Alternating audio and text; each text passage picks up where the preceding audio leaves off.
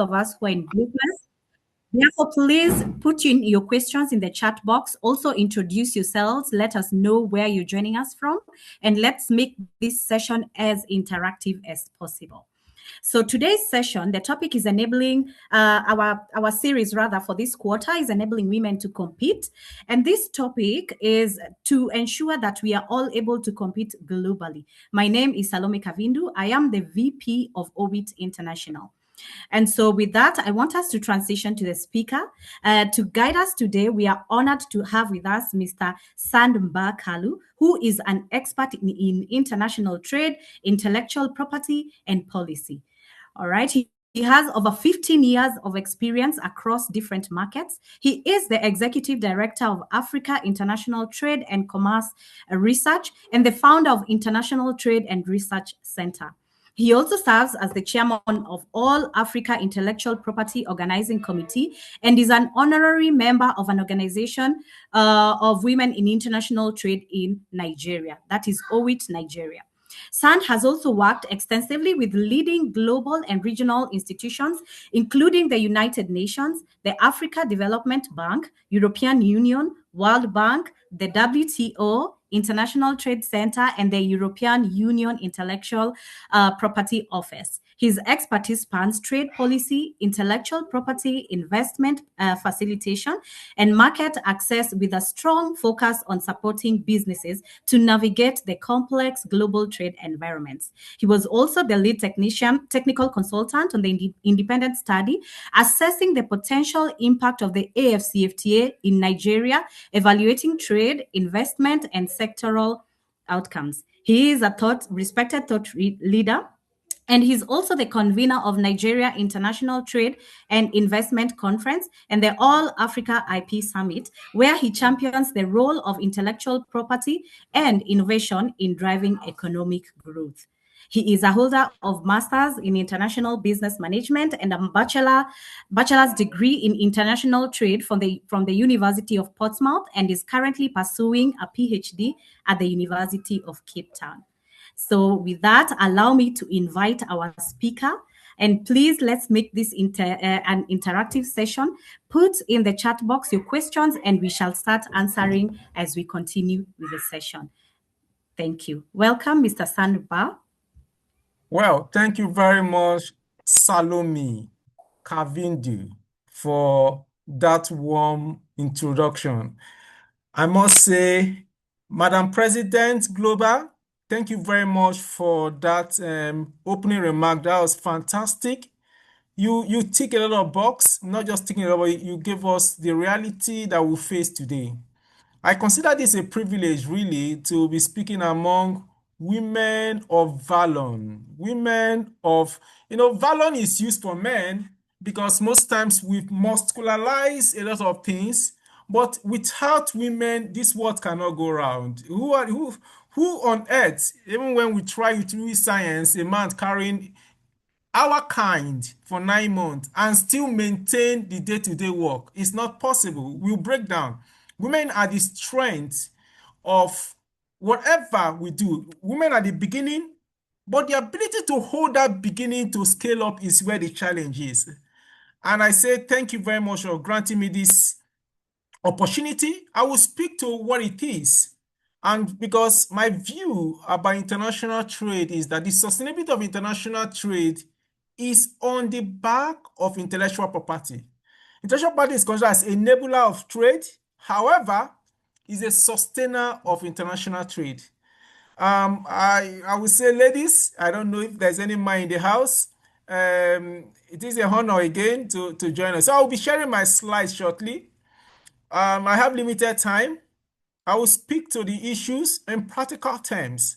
I believe at the end of this session, we should be able to pick up one or two things that will ensure or we can apply to our business. So, Miss Moderator, let me share my screen right now. So I request so you grant me that audience to be able to share my presentation.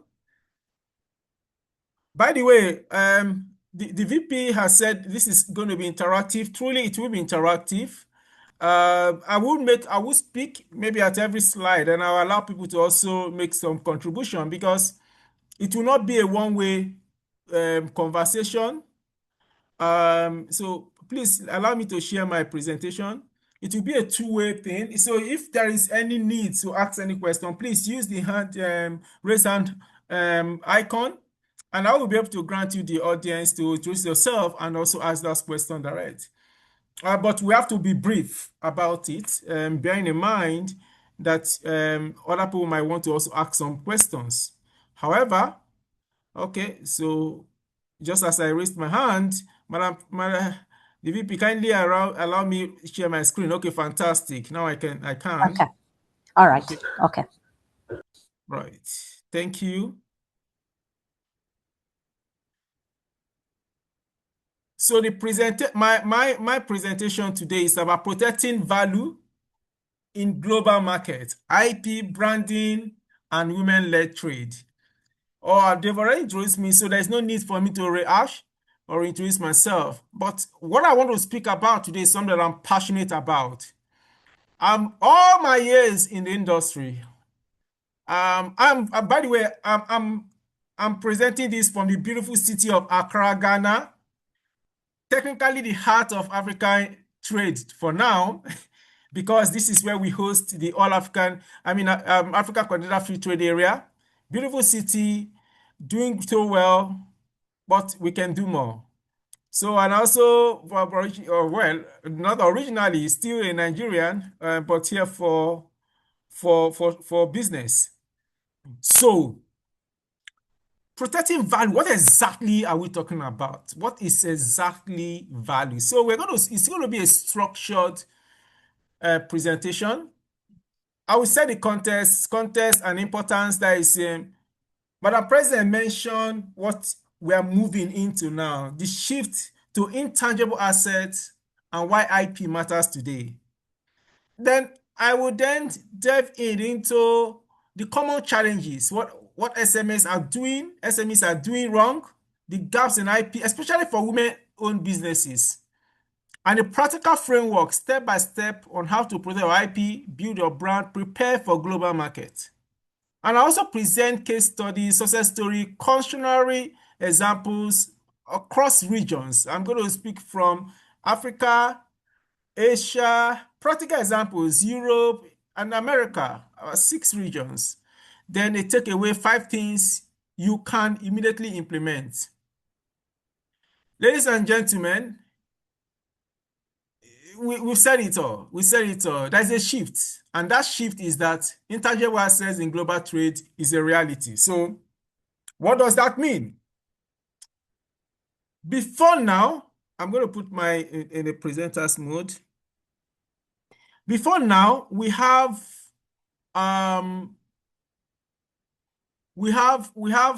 people that ship raw material, ship produce goods, and there was an era of commodity. By the way, there's an era of commodity where people sell goods, and that makes billionaires. And that makes, when you say, okay, what is your business? You see someone coming, oh, I export cocoa, I export shea butter, all those stuff, which is still important, but that has moved.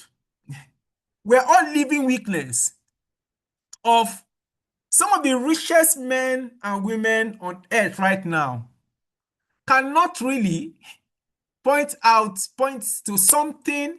They can still point out to something tangible, but when you sit back and look at Elon Musk, always on Twitter, you're like, is that the richest man on earth? How? Why?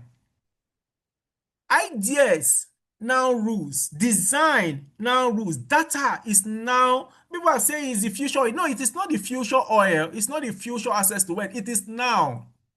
And how you protect this, you see people coming, they say, oh, I have this idea. And you have an idea, and there's an investment following you already. Because it's not just you have an idea, those who are taking some steps. So it is now a competitive advantage to be intellectually sound, to have an idea that you protect. So the truth is that 70%, I mean 70% of S&P 500 value intellectual property and assets, intangible assets, 70%. That speaks to what I just said. Why businesses or investors chase people that have ideas. And 3 times, this is real. This is the reality. The value of your protected idea in this day and age is 3 times valuable. 3 times valuable. Compare. However, the poor part is that if you don't plan, you have like 17 years to fight.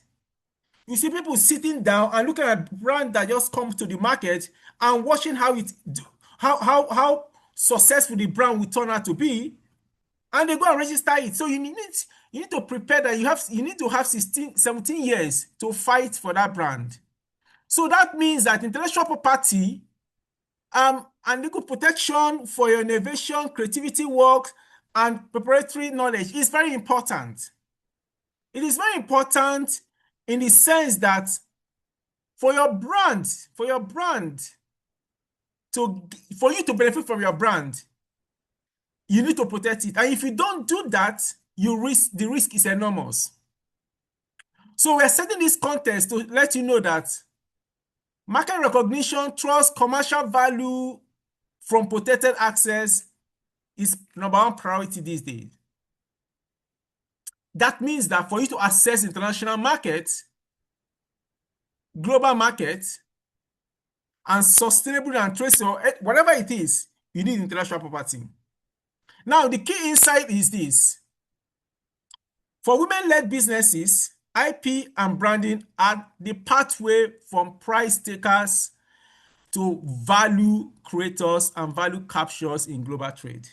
But how many women, if I take a poll now and ask us in the house, rather, how many of us have an intellectual property for our business? I'm not going to be surprised if it's just less than 30% of us in the room right now that protecting our brand. And you know one interesting thing is this. It is not peculiar to you. I think it's peculiar to all women. Some men do. It's not even women. It's all business people, especially entrepreneurs. So now the common challenge is this. I will speak to the challenge and what they are doing wrong. Because focusing on production and sales, ignoring strategic IP and branding is wrong. It is totally wrong. By the way, I used to have this view some years back that you don't need, because when I looked at the challenge, okay, so I said I'm from Nigeria, so filing in Africa is still the lowest globally, by the way. So when I look at the time it takes for people to register their products in Nigeria with trademark, I said it's not worth it. Because it takes time, because our law has not been updated. But that perception, that view had changed.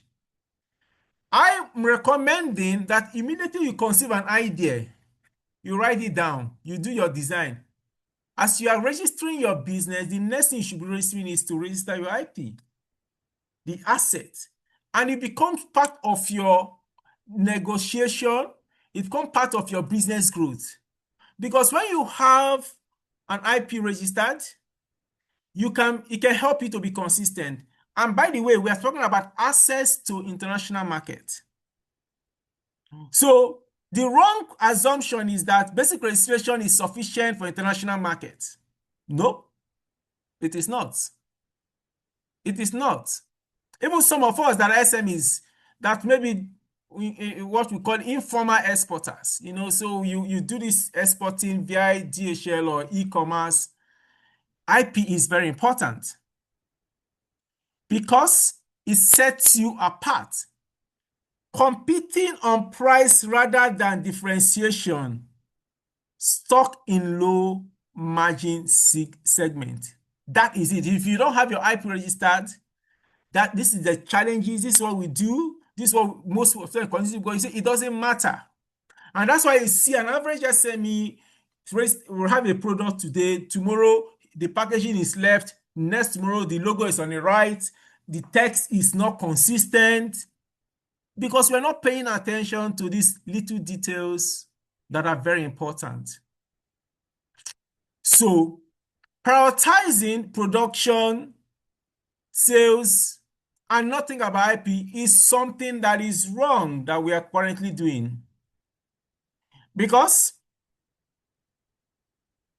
the same way we don't consider documentation. Yeah, it's key, but if you don't have your IP, and this is it, it's a big challenge. So now these are the structural gaps that must be closed. Limited awareness of IP systems, underutilization of value available to. So we have this, most of us, maybe if I even ask in this room, oh yeah, do you know about trademarks? Yeah, I know about trademark. But how much of it do you know? Do you know about copyright? Yes, I know about copyright. How much of it do you know? Do you know about patent and design? How much of it do you know, have understanding? Do you know about geographical indications? Do you know about traditional knowledge, biodiversity, plant variety? And some of us, we plant, we have these creative ideas of mixing things and producing something wonderful. But because we don't understand this, and this gap has to be gone. That's why I have to commend OWIT International for ensuring that we have this conversation today. Because at the end of the day, as I said, the aim is that after this call, some actions has to be taken. And those actions is that addressing the gaps that were found. So one of the other gap that we have to close is weak or inconsistent brand identity, poor packaging, and market positioning. Because as I said, you have your logo on the right today, the next day you have it on the center, you have it on the left, you use color blue today, the next day you use color sky. You know, this inconsistency has to close if you really want to access international market. So non-compliance with quality, safety, and sustainable standard is also the gap that must be closed. So most of us SMEs believe that it doesn't matter. Especially women, when you talk to them about this, they say, no, this will not give me any money. But it will not give you money, but it is one of the things that you need to close if you really, really, really want to move. If you must be compliant with quality assurance, your weak packaging has to be addressed if you really, really want to grow. And most times, this conversation is secondary to many people. I just want to sell. But you want to sell, so you remain at one level because you've not put those things in place that will bring the high value customers. So we're saying this evening or this morning, it all depends on where you are, or this night, that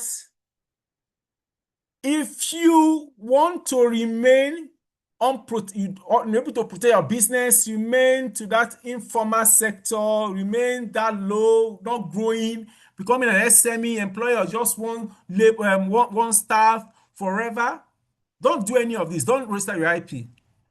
But it will interest you to know that as soon as you start making little mark, someone will take over and you go there to register and you'll not be able to get it. But if you want to scale, you have to start thinking on how to register your bridge the gap, structural gap, and as well as start doing the wrong thing. And it has to start today, because tomorrow you might not have it. Because I'm going to present some case studies that will open your eye on what you need to do from today. Ladies, the practical framework is this. Intellectual property, is in the global market. It requires structure and face a market-specific approach. There's no doubt about it. There's no one jacket fit all. Because most countries have the unique and different identity. So one step you have to do today, even after this, as I said, is to identify and prioritize, do an audit. audit your brand name, logos, design, processes, content, and prioritize them for market impact. If you have an orange as one of your color, identify with the color number. So every color has a number. Get your graphic designer to identify your color. If you have a logo, identify the theme of that logo, color, the design. Do an audit of your business. Even your name, your business name, you registered it with your company register. You have a license for that. But you can as well look at that product and protect it. The simple one is trademark. So what is the processes you put in? What is the mixture you put in place to be able to produce your goods? Or if you offer services, what are your processes? By the way, do you have an intellectual property agreement with your employees? That is it. Who own the asset they produce? Do you have an IP policy for your organization? Do an audit is one way to start. Document this. Because you see the case of not doing some of these things as you move in. Because your value is defined in that space. So secure your domestic base. I don't know if it's a wise one that says, they said charity begins at home. That means you can be a giant out there. So prophet is not known in his own, not appreciated. Talking to Jesus, says he's not appreciated in his own town. But in this one, that prophet has to be appreciated in his own town. You have to secure your base. So because you cannot just, how IP works, you cannot just go international and just start internationalizing your business. You must have a base. And that's why when in trade itself, when people come, I want to export, I'll ask them, by the way, how many products have you sold in your domestic market? I've just sold 2 cartons. Okay, that is good. But now, an average person, forget about e-commerce. It's easy to export these things now. You can just send 1 carton, via e-commerce and sell. But if you want to scale, you need to be selling maybe 50, 20, 40 cartons in your domestic market the same way. Then you can then say, okay, I want to start looking for customers outside that we might want to buy in scale, because now you cannot test some of this thing. You cannot just start being and say you just want to reside exports. And they do it a lot. People do it a lot. When you say no, you can't do that, they find it, they say it doesn't want me to prosper, it doesn't want me to sell. But you cannot. So in IP, secure domestic base. So you must be able to register your trademark design at your home domestic market. Establish the foundation. Establish the foundation. You can't start talking about international strategy without you having a home base. You don't have a trademark. You don't have to register. And it costs money, by the way. So if you cannot secure your brand domestically, how do you want to secure it across the border? Because even though that view of IP is a private right, private property of businesses, so government should not interfere, I doubt it. I disagree, and disagree in the sense that every business should be protected by it. So it's just like as the law says, every constitution for every country says the first law, the first duty of any government is to protect life and property. What is life? Context. A business is a life of a lot of people because a legal entity, it has its own life. So businesses should be protected by the government. So that means if someone infringe a country's intellectual property right of a business, the government should intervene in the international space. But they say it's international right. However, indirectly, it does happen. We know what is going on in the global space with the trade war. It's intellectual property. It's intellectual property. But it's intellectual property is being fought and defended by countries because of those businesses have scale. But SMEs don't have those privileges. And any country that is strategic, especially in African country, where, for example, SMEs are about 40 million SMEs in Nigeria, and we have 220 or 230, depending on who you ask, population. West Africa has about 350 million people. So if businesses that employ one or two people have intellectual property, the government should be interested in how it protects the intellectual property rights of this business outside the border.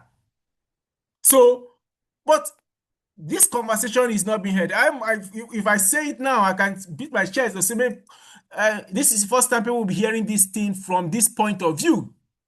Because securing your domestic base is protecting life and property. Property is also business. Your intangible asset is a business, is a property, your business, is your value. So it should be protected. But you must start domestically first. And we speak to those domestic actions you have to take. So number 3 is this, then you can then go international. So because you have to have some time in your domestic market before you even go international. So there are different international. I'm not going to dwell much on these. So you can file in key markets. It's better the market you are targeting. You can be, and because there are also different classes for filing. Depends on the class you want to file. Most times lawyers take this off one, but you must know what you want, so you guide them appropriately. So we have for example, Africa, we have about two regional bodies. Now we have 3.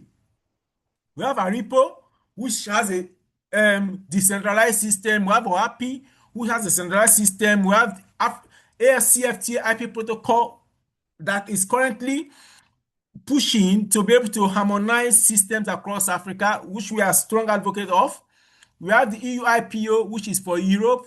We have OSPTO, which is for US.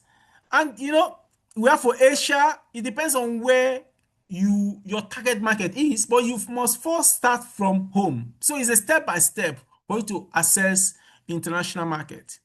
Then the number 4 step that you need to take is to use framework. There are different frameworks that protect. For example, leveraging Madrid system, which is trademark, and hey, but your country. Now, the interesting part is that this Madrid system is under the purview of WTO, which is World Intellectual Property Organization. Then we have the TRIPS agreement, which is under WTO. So the systems are for countries to have signed, for you to be able to say, so for a Madrid system, you can be able to file and access member states. So it's cheaper instead of you going from one country to the other. Just like we have in Africa, where you register, or even in EU, when you register with EU IPO, your mark or where you register is covered in all the countries. However, you put surveillance in place. So for Africa, when you register in ARIPO, it's covered in quotes, but you have to still put surveillance in place to be able to protect your brand, your intellectual property assets. And these are the different things you have to protect: your logo, your brand design, the content, your technology. So these are the things you need to protect. So the 4th one is about enforcement. The 5th one, rather, is enforcement and commercialization of this. So you cannot, by the way, IP, as I said, is enabler. IP is for sustainable international trade. You cannot have all this stuff without making money from it. You have to market. You have to brand it. You have to integrate it into your marketing strategy. You have to value your IP. So you have to also create a system where, like, franchising to benefit from it.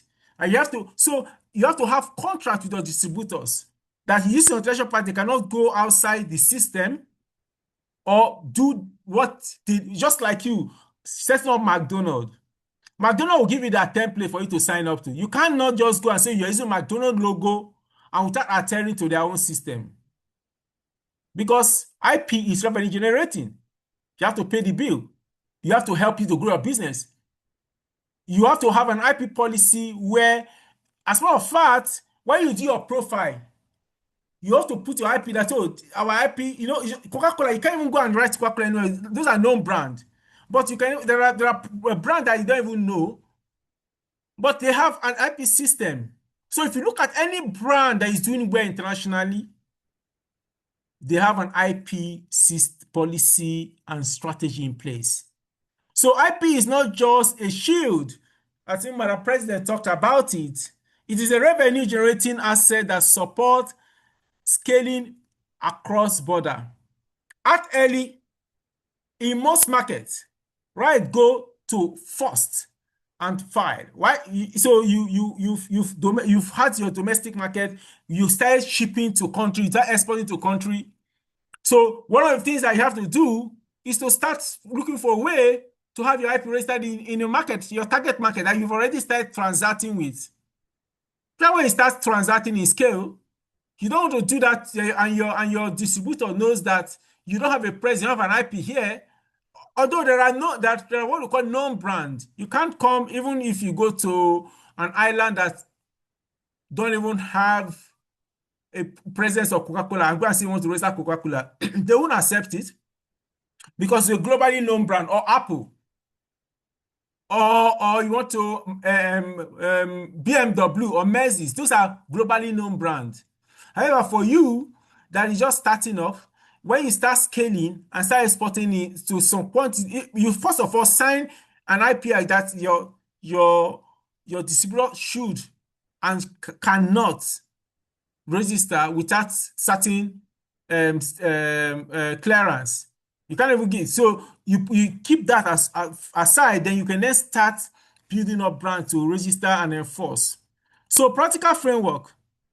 Articulate quality, authentication, articulate quality, authenticity, sustainability, and social impact. What makes your product matter?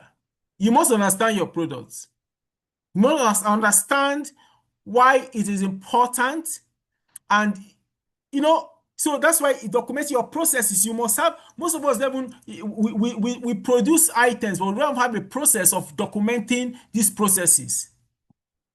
So we have to, that is about defining our value proposition.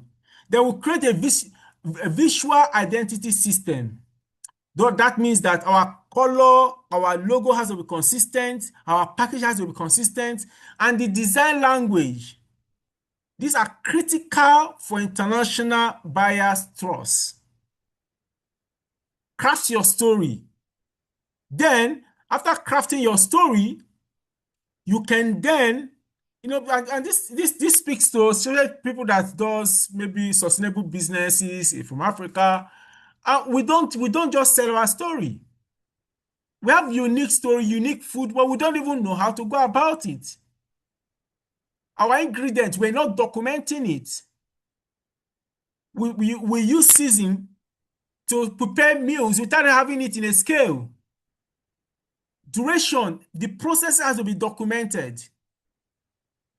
So align your brand with compliance. You must be compliant in every area. Certification, documentation must back up your quality claim.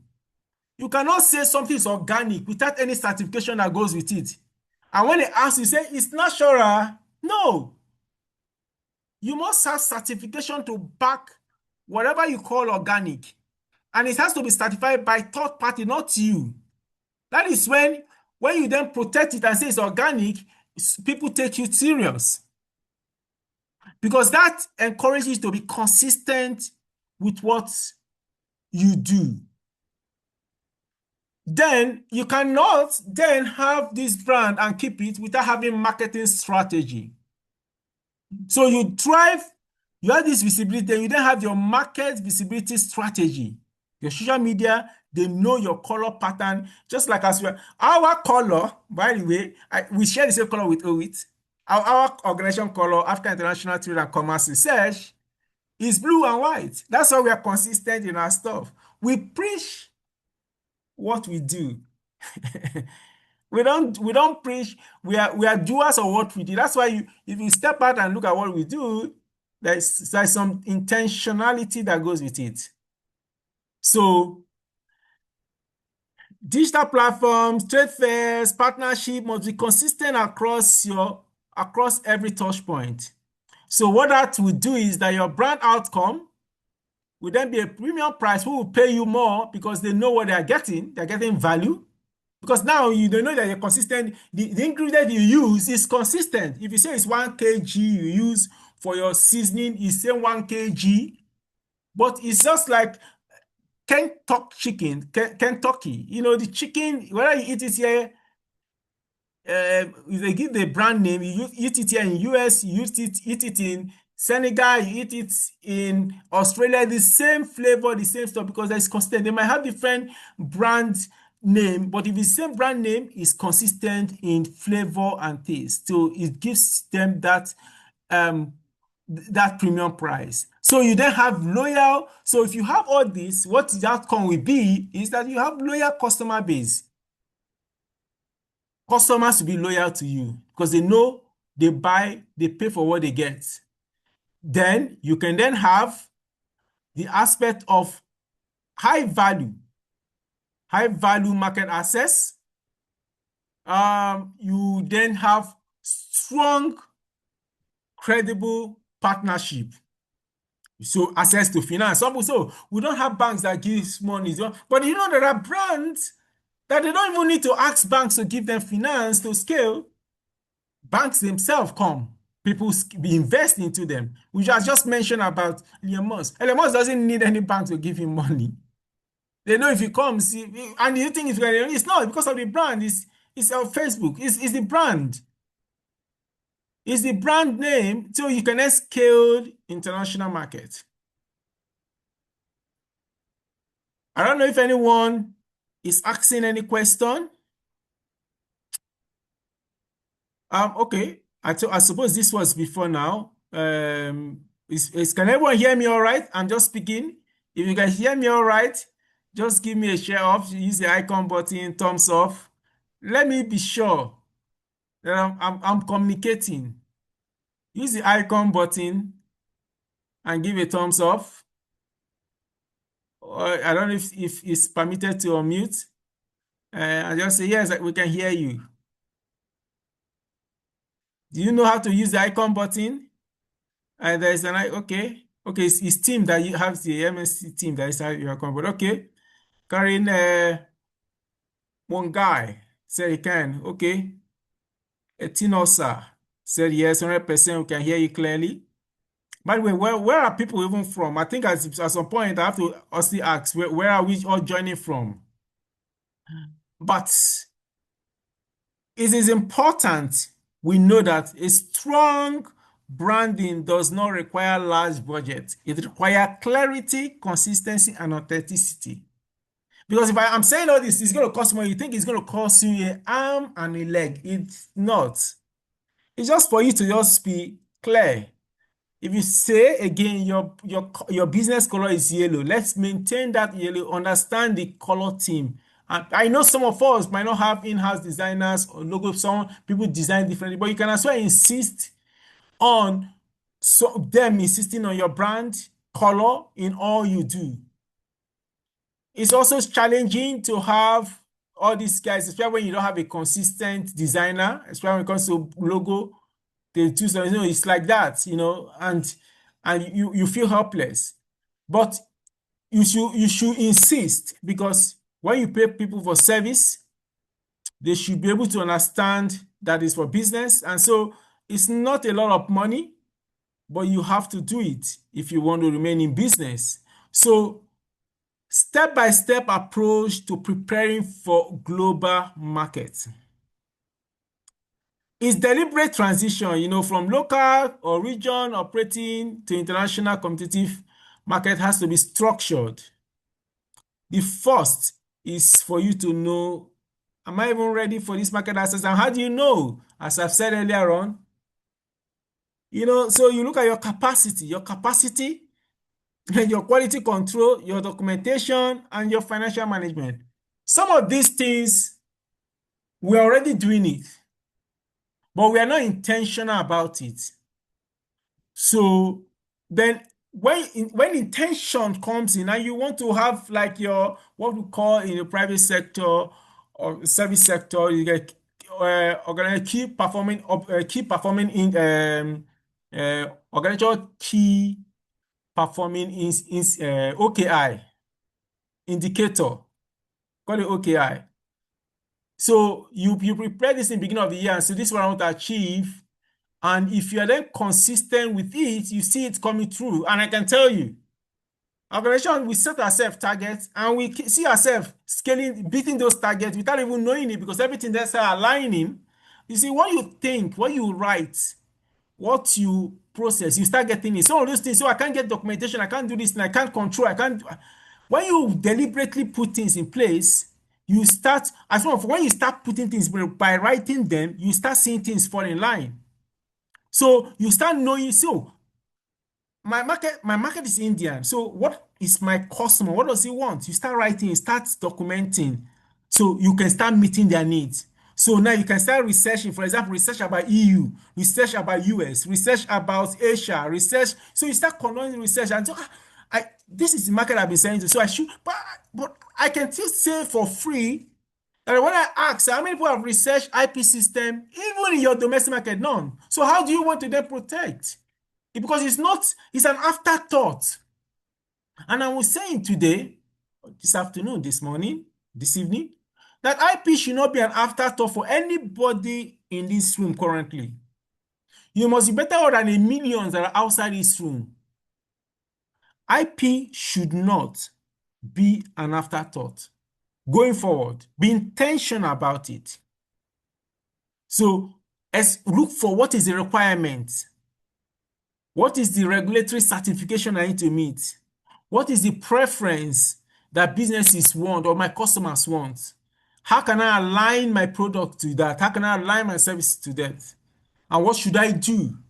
So compliance and certification comes in. So you can use the quality standard, the SPS measures for agriculture and sustainability certification. From day one, you start preparing for this, but you must be intentional because if you don't do that, so you realize that you mix things up. And that's why some of this reject they're talking about because the exporters don't.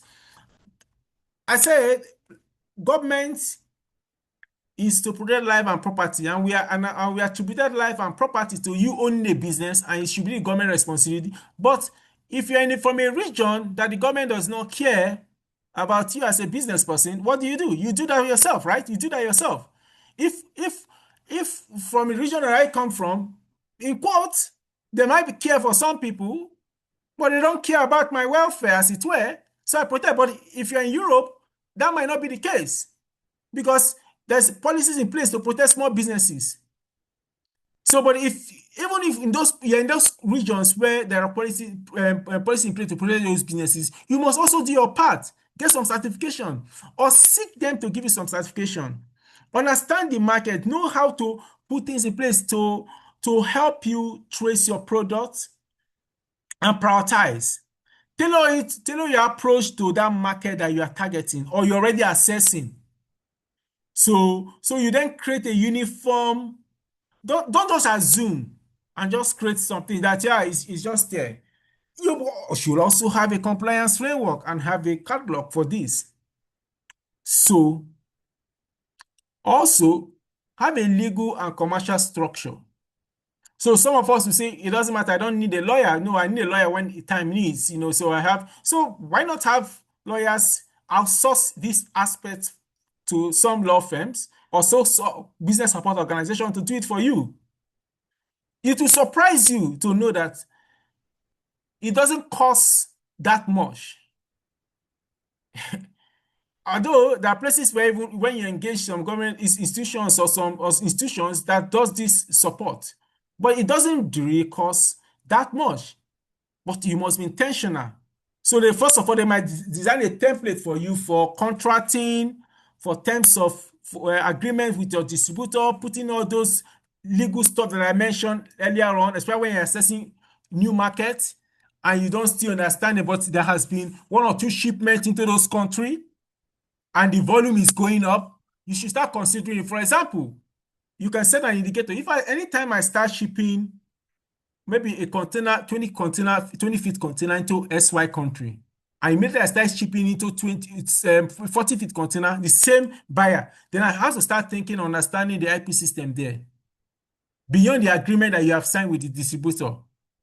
And you can engage a lawyer to say, okay, what class do you think? Do a research and know the class that you're going to be protecting, because every product have different class line. So you can then start filing for that.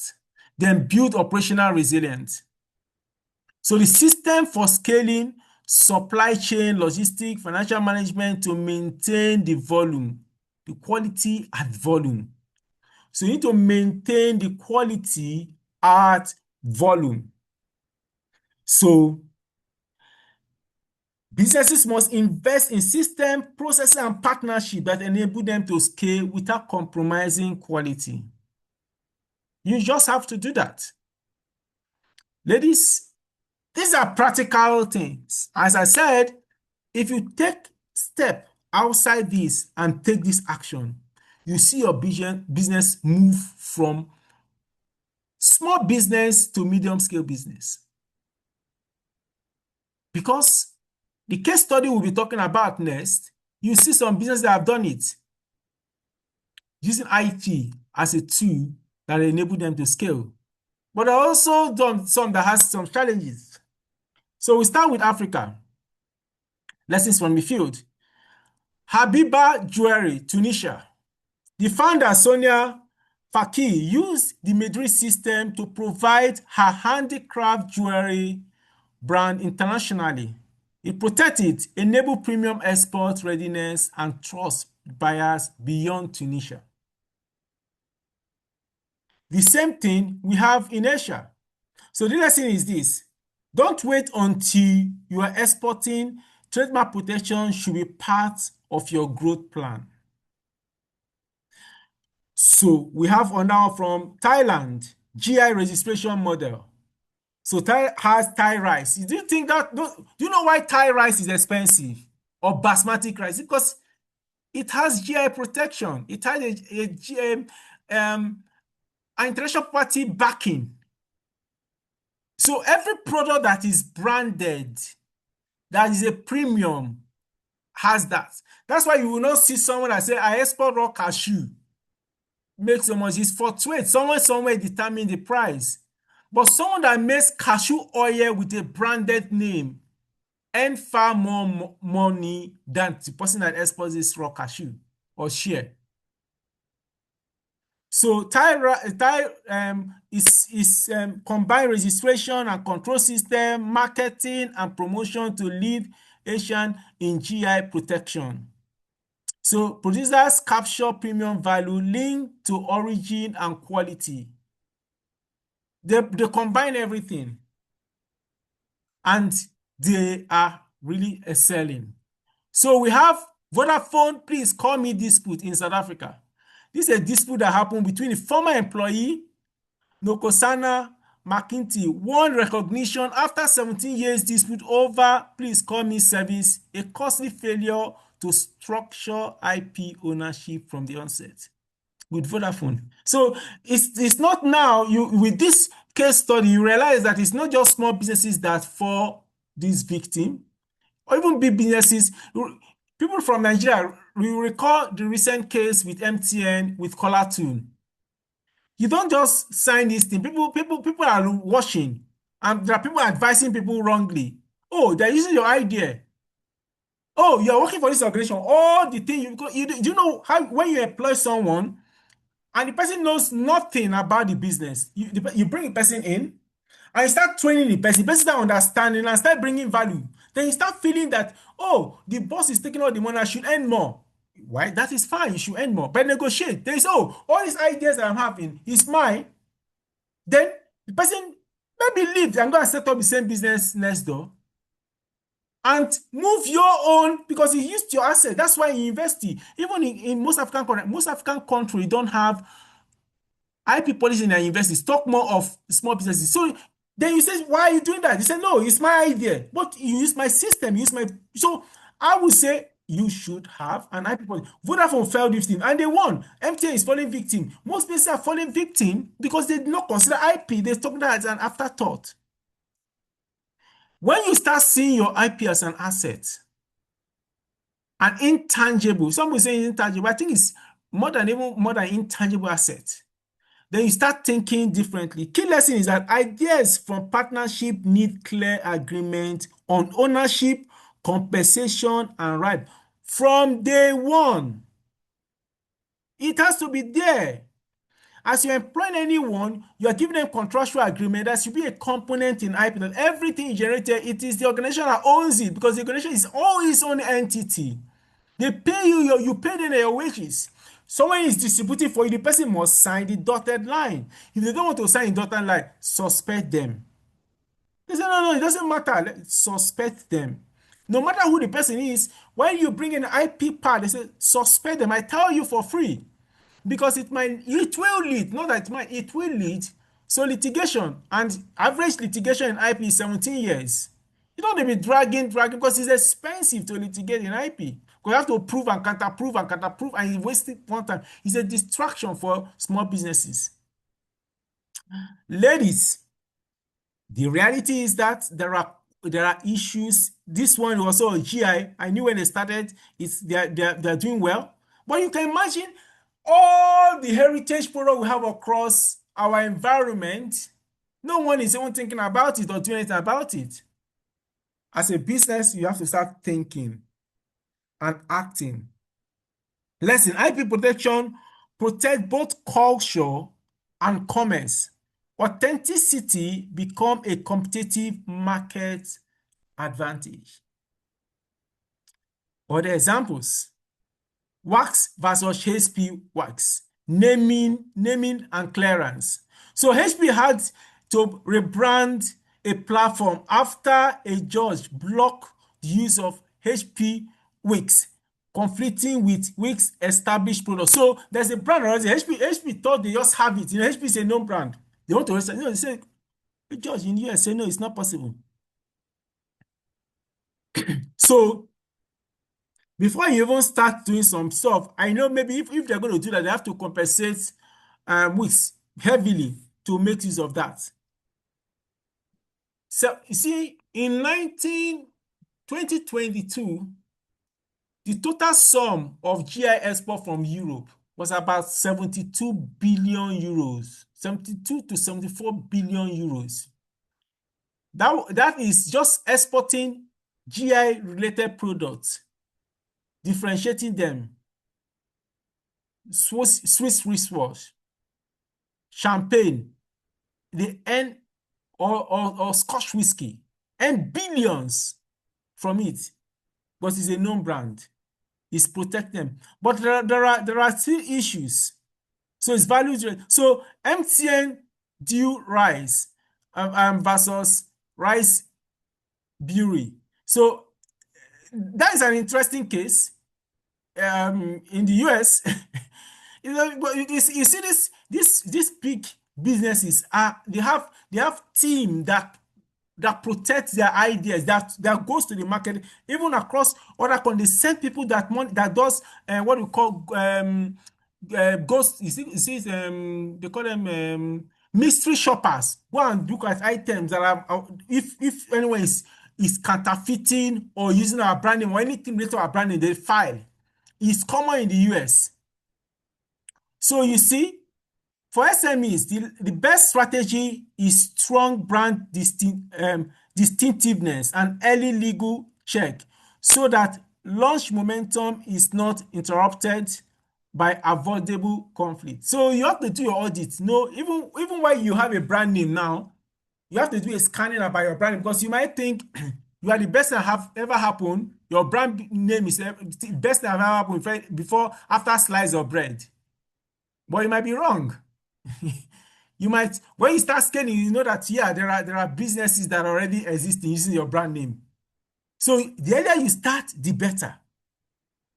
We also have this McDonald's and Chicken Big Mac.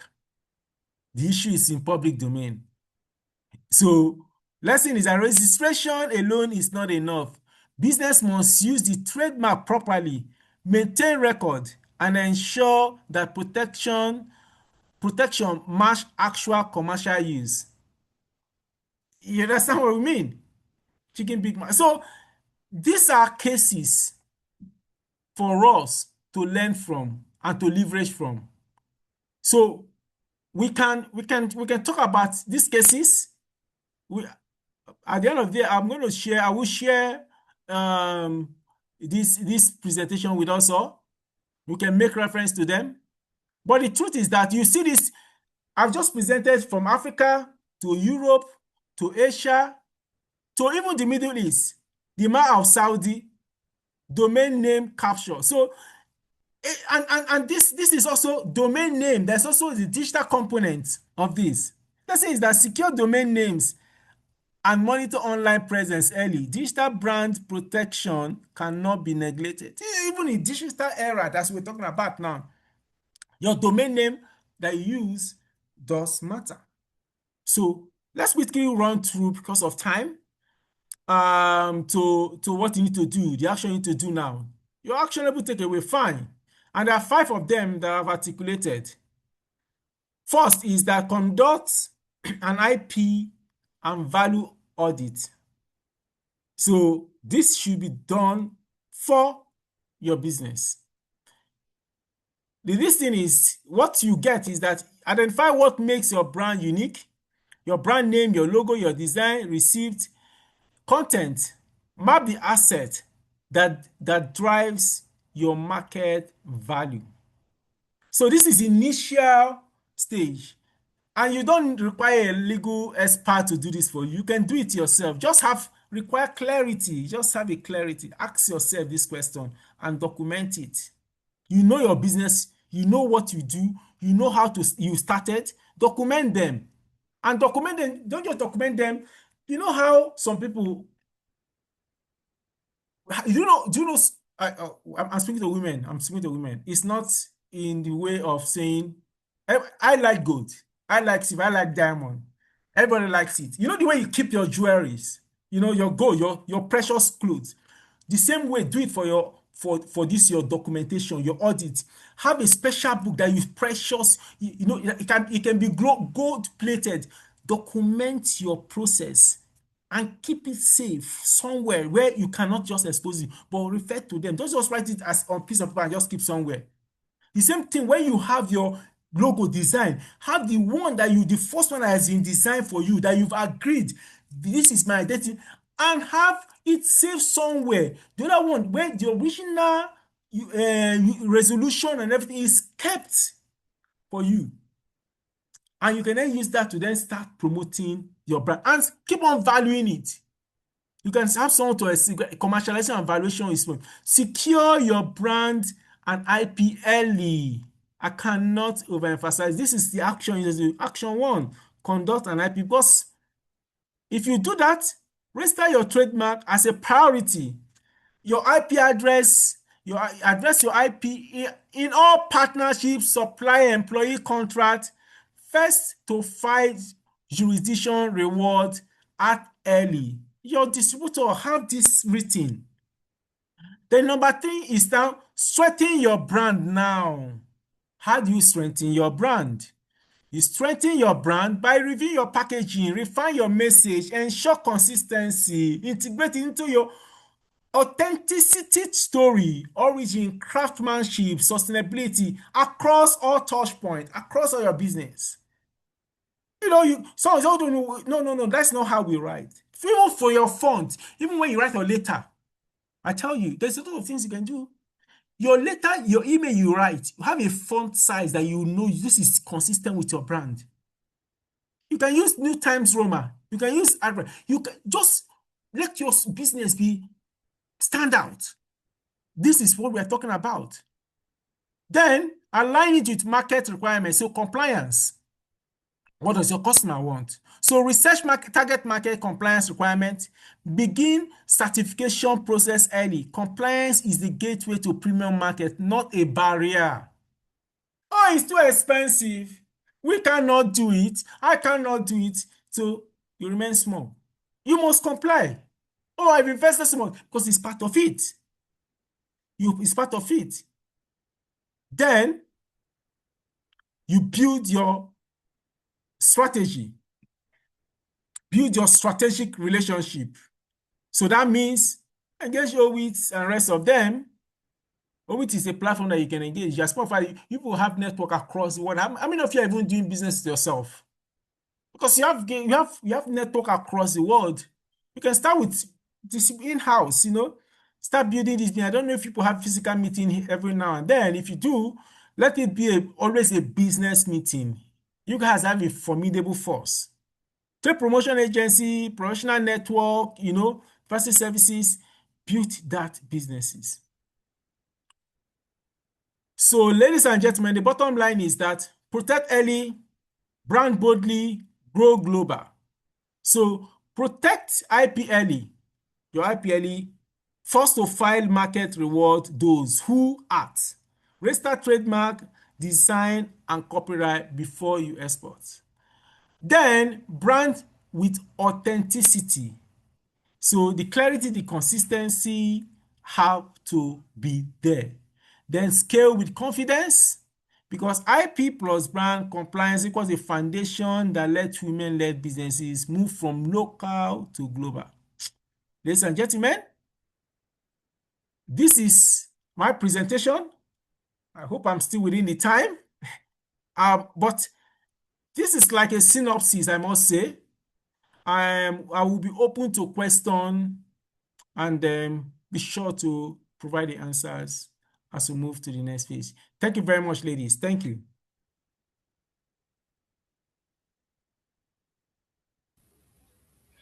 Wow, Sand, that was quite a masterclass. I must say, I have also learned a lot that I didn't know about IP. And my key takeaway at this point: protect early, brand boldly, and grow globally. I like that. I like that so much. So for now, I want to open it up to questions. Seeing there's a hand up. Let me just check what that is. Sibongile, I can see your hand is up. Go ahead. You can just ask your question.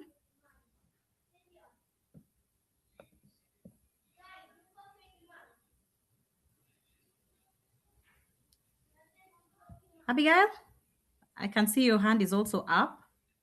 So I saw someone writing that Lunas Enterprise Uganda Limited. We make nice, unique sweaters for schools and design sweaters for corporate companies and individuals. So the website is there. I've already started the process of registering intellectual property from Uganda. Fantastic. It's intellectual property in Uganda. So we have a platform where we have the All African IP Center because of the All African Intellectual Property Center. So Uganda has been doing a lot of things in terms of scaling the IP systems, in terms of filing and everything. So keep it up, finish it up, get it done. It will be a great one for your business. You benefit from it. Your design, your stuff. Look at like Primark, Mark and Spencer, LL. These are globally branded. They didn't just start from nothing, but they raise that because not, and that is giving them an edge. So everyone should endeavor to do that. Yeah.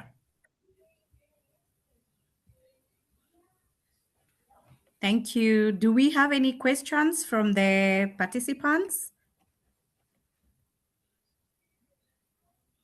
You can just ask your question either in the chat box or put up your hand so that you can ask your question.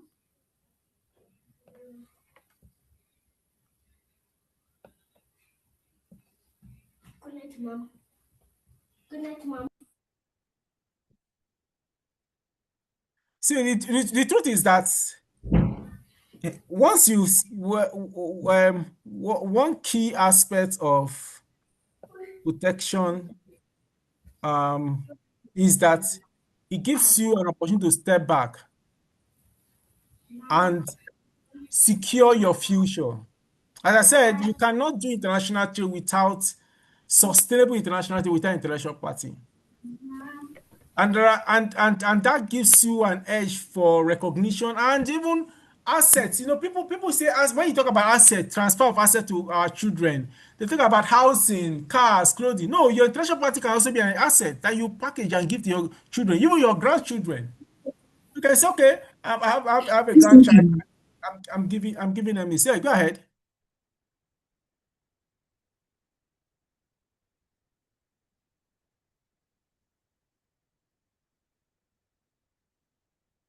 Yeah, so someone is asking, what is the remedy? Interesting question.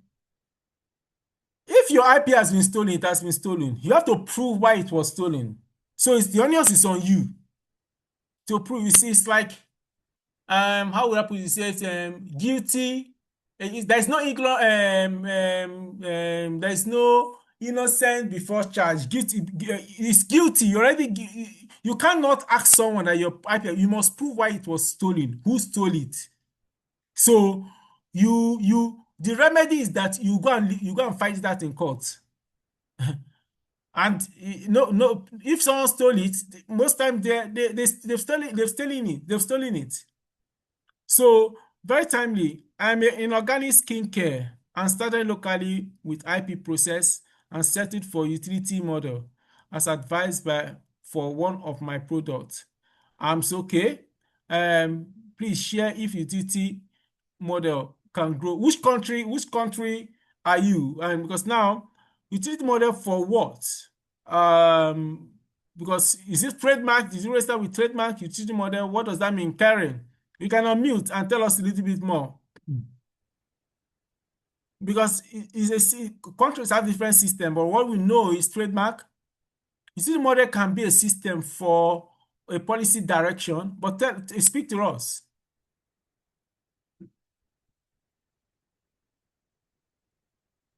Or you can't. Okay. In the context of international expansion, particularly in Asia, how do you recommend structuring trademark protection and franchise safeguarding? Let me see. I'm trying to read some of these charts. There should be a question and answer part that will make it easier.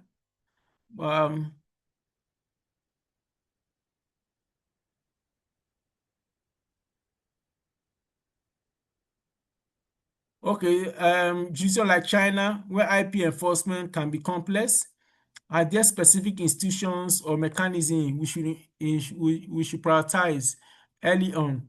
So, are you exporting already to China? And what are you exporting? You cannot say it's, as a matter of fact, China, if you look at your country, the people that are filing the most are from China. China has a most automatic process, even though they do it for themselves, but you must have to prove why. Most people register their product in China production. So it is not more of so they say they cannot unmute. Maybe you can unmute them for them to explain. They can unmute themselves. So China have one of the most advanced and sophisticated way to register the intellectual property. It's one of those things that you have to just explore it. Just ask questions. Go online and do some search. There are institutions, there are legal firms that you can use, but do the first search yourself. And I think you'll benefit from it.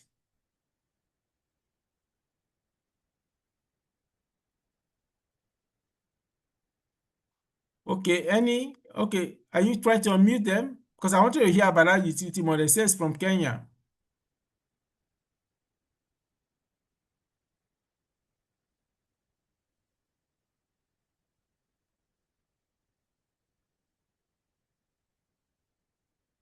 Okay, so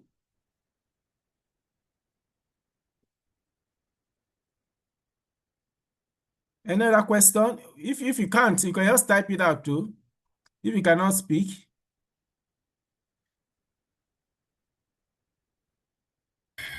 I think there was a question. I'm not sure if you have answered. Someone was asking, what are the remedies available for business owners that their IP has already been stolen or taken? I've answered it. I said the person has to prove that the IP has been stolen, because that's why you must document. So in copyright, if you write and document and maybe send yourself an email or something, you have a timestamp that shows that you did it at some point. If anybody that goes and start producing that before after that time, that person has stolen your IP. So it's on you to prove that the person has stolen your IP. Do you have any proof to show that it has? So you cannot just sit and say it was my idea. How is your idea? When did you register? Did you attempt to register? Did you attempt to file? When will the person? Because when people do filing, when they do like trademark, there's also public objection that been published. So you cannot just say they stole my idea. Do you have proof that it was stolen? If you have proof, then you can be able to get that back. But as I said earlier on, an average litigation in IP is 17 years, and you don't want to go through that process. It's always a distraction. You must have a lot of watchers to be able to find that. Thank you very much for the presentation. Quick question. I'm a virtual assistant at Zimbabwe fashion brand focused on diaspora market. How can I raise the importance of strengthening local presence, compliance, and IP protection of what you presented to the leadership? Okay, to leadership of your institutions. Yeah, Zimbabwe, that's where Aripo is even hosted. You have a very robust IP system. So I always share my presentation with your leadership. They'll forward it to everyone that have registered to attend today. Yes. Okay. So any other question?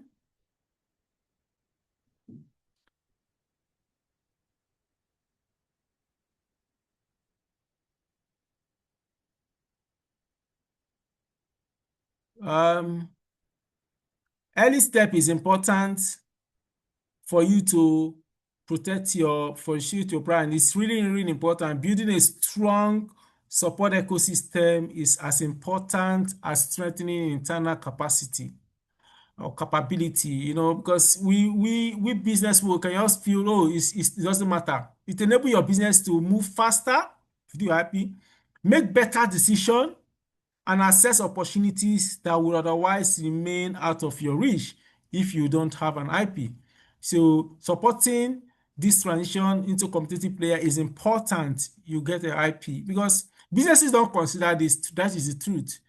But you can advise, just take the step that I've asked you to take. You'll be better off for it. As a matter of fact, you'll be better than your competitors, whoever they are. You don't need to even put all this system in place and support this marketing. You far better because you can see customers coming, and that will also give you opportunity to attract investment and funds for your business. So look at it as part of your business growth strategy. IP policy, IP strategy should be part of your business growth strategy. You will not get it wrong. You will definitely not get it wrong, I tell you, because it's going to be a gateway for opportunity for you. Massive opportunity that you cannot even imagine, because it's time you see yourself start aligning with requirement to your target market and everything, because you cannot get having IP wrong for your business. Thank you very much.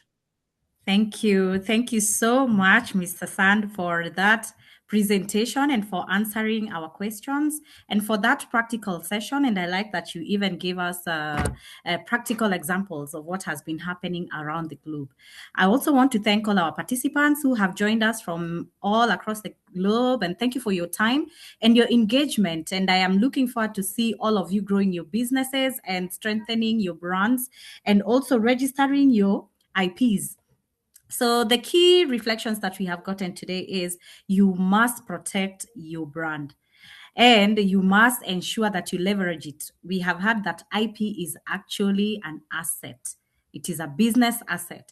And your branding is not just visibility, it is credibility, especially when you want to go into the global markets and for you to become competitive and to be able to scale.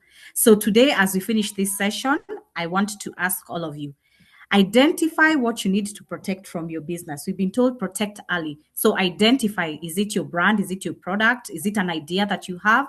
And then take the step to actually secure what needs to be protected. And then you have to do it from the beginning. It is not an afterthought. We have had this told to us so many times from the beginning of this session, especially if you want to go global. And even just in your local market, you need to start from the beginning and ensure that it is structured, it is well structured, and it is something that is scalable. We've been told, do you even document? Yeah, so you need to document if you want to become globally competitive. And so, with that, I want to thank all of you. And once again, thank you to our speaker. Thank you to all our partners who have joined in today. And thank you to all the participants who have joined this conversation today. And we encourage you to stay connected to OWIT. For those who do not know who OWIT is, it's Organization of Women in International Trade. You can check out our social media pages, follow us, like us, and you'll be getting more and more information because we have these sessions every month. Engage with your local chapters. If you've joined from a country that does not have an OWIT chapter, reach out to us and we will let you know of the next chapters. We also have a virtual chapter, by the way, for those who do not have a local chapter in the meantime. And continue building your networks, because when you build your network, you support your own growth. And with that, I want to wish you all a good rest of the day for those who are starting their day, and for those who are finishing their day, have a good evening and see you next time. And thank you so much.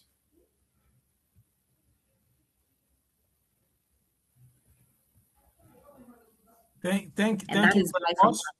Yeah, thank you. Maybe at some point, maybe the next one will be more of focusing on each IP assets. Maybe it might be trademark, and we can talk about different classification, why it's important, and so that people start knowing from their own business perspective how am I protecting, which class should I classify in. There are global classes, so they also look at services and the rest of them. Even when I talk about international convention, how does that apply? What does it mean? 70 years post death, all this stuff. Look at it, geographical indication. What does that mean? So we can take one of these IP and dissect it and break it down. So, Lord, thank you very much for the break. You guys don't take good picture, but anyway, without yes. We can actually take a group picture. I don't know if they are able to. I don't know if it is enabled. Loveness, is it enabled so that we take a group picture before the participants exit? I think most of them are even still around. Yeah. Loveness? IT? Okay, so if not, we can always use it next time. Sorry, Salome.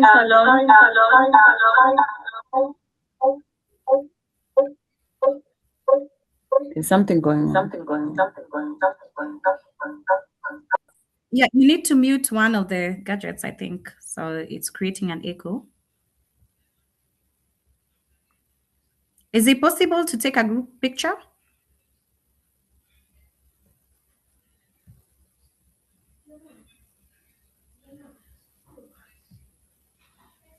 All right.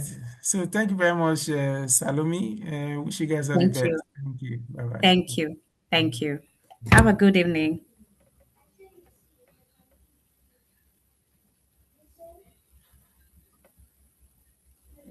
Bye, everyone.